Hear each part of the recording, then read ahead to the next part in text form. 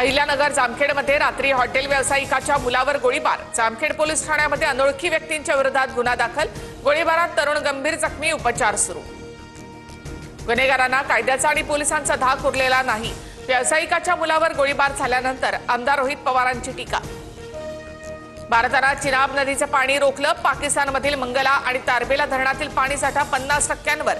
पंजाब आणि सिंध प्रांतातील पिकांची पेरणी धोक्यात। लातूर जिल्ह्यामधल्या मांजरा नदीकाठच्या शेतकऱ्यांना फटका। 500 एकर जमीन पाण्याखाली। ऊस, कांदा, ज्वारी पिकाचं नुकसान। मुंबईच्या दादर लोअर परिसरात जोरदार पावसाची हजेरी। अचानक आलेल्या पावसाने नागरिकांची तारांबळ। उकाड्याने हैराण झालेल्यांना काहीसा दिलासा।